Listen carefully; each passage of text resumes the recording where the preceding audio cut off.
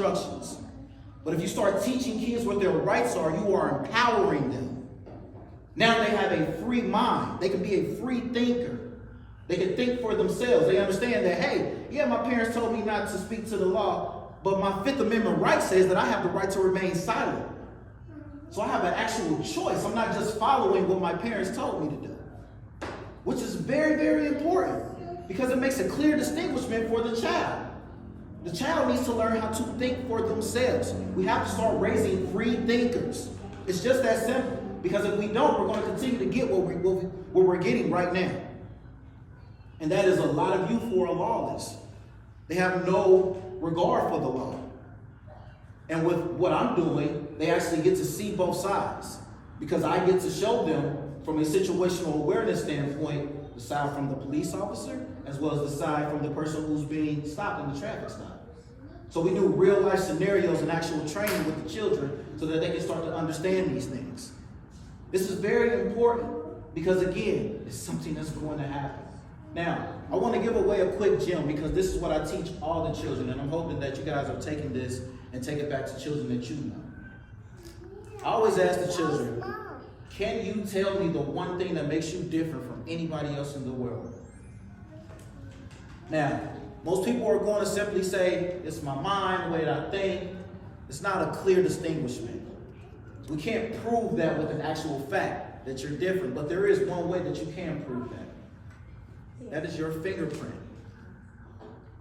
Your fingerprint distinguishes you from any and everybody else in the world, which makes you a very unique person. That means everything about you is unique. Everything that you do and touch, the way you talk, the way you walk, is your own DNA. There's nobody else like you in this world. There never has been, and there never will be. But a lot of our kids don't know this information. So they lack the self-confidence. In which case, again, they become followers through peer pressure. Most of us live in neighborhoods where they are over-policed. So again, our children are having these encounters, but what do?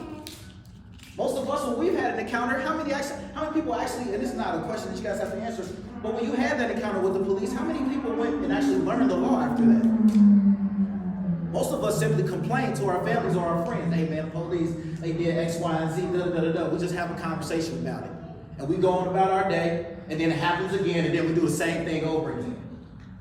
Which means that our children are going to come up and do the exact same thing.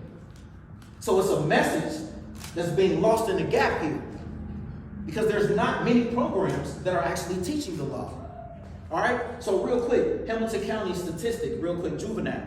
219 disorderly conducts last year.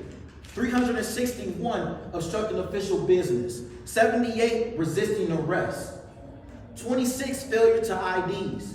These are very simple things that can be fixed if they knew the law. But this is just a prime example. Facts about how it's affecting our children.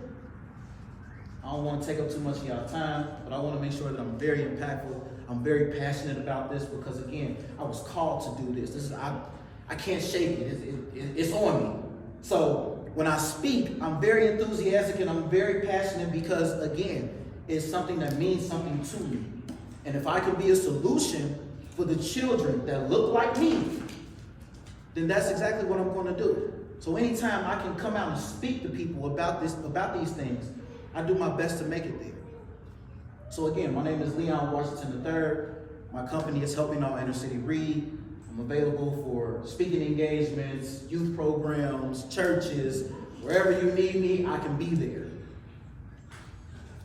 That's my spiel, y'all.